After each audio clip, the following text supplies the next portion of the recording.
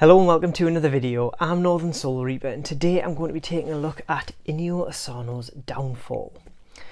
Inio Asano's latest book is a difficult but ultimately worthwhile read. It gives us an interesting look into the life of a mangaka, striving for success in one of the most competitive industries imaginable. I found the story to be utterly bleak and depressing at times, but of course this is Asano's forte. So join me today as we take a look at whether this book is worth your time. So before we get into the review, this is just going to be a spoiler warning. I will be discussing some of the setups and plot of the book, but I'll try to keep these spoilers as light as possible. So with that out of the way, let's get right on with the video.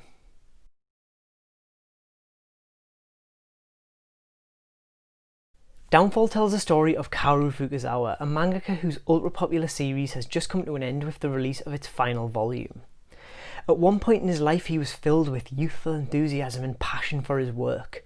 Manga and his job as a mangaka was the most important thing in the world to him, above friends, family, hobbies, everything. Manga was his life. But that was years ago and his time in the industry has left him jaded, his love of manga all but destroyed. In fact, he despises other mangaka, including himself. He finds little comfort in his marriage, something that came about as a convenience more than anything else. His wife is an editor for an up-and-coming mangaka and she's rarely at home to talk or offer support.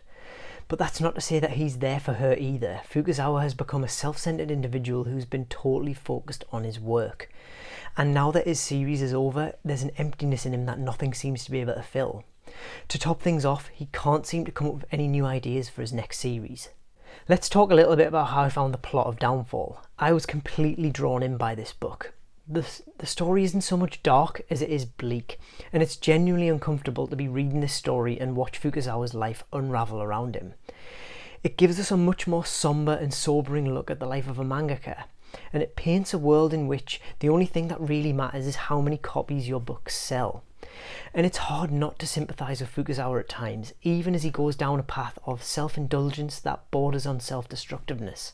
One thing that really stood out to me was the narrative framing device of the series. The book begins and ends with a flashback to his younger days when he was dating someone in college. Now, we only get half the story at the beginning, but the final pages of the manga are harrowing in their own way and stuck with me long after I was done reading. And it's worth pointing out that Inio Asano is known for these kind of bleak and depressing stories that take a look at the human condition. This is a character study of someone who refuses to take responsibility and someone who is struggling with where they are in their life. He's had his one passion destroyed by the very thing that he loved, and it's very interesting to read. Fukuzawa is someone who finds success and self-worth in his work and how well his work sells, the success of his work. But it's clear to everyone but himself at times that even this isn't enough. The artwork in Downfall is stunning. Asano draws with a very realistic art style that captures the mood of the story perfectly. Every panel is stuffed with detail. The environments range from a bustling Japanese city to the rural outskirts of the countryside, and they contrast well with each other and help to make this feel like a believable world.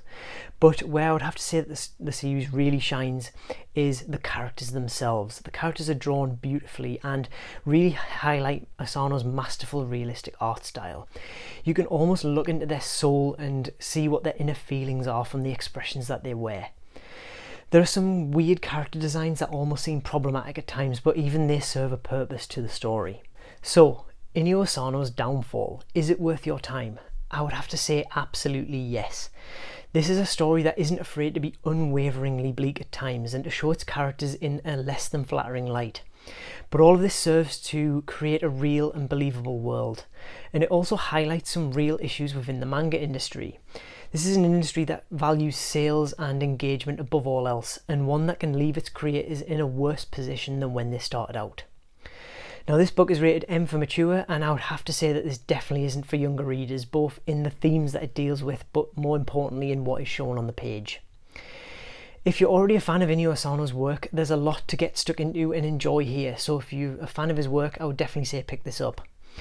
If this is your first taste of his work, as it was for me, you might be taken aback by the downtrodden protagonist and often depressing story, but I definitely think it's worth sticking with. That's pretty much it for today's review. If you liked it, remember to leave a like and consider subscribing to the channel, it really helps out. You can also find me on Twitter and Instagram.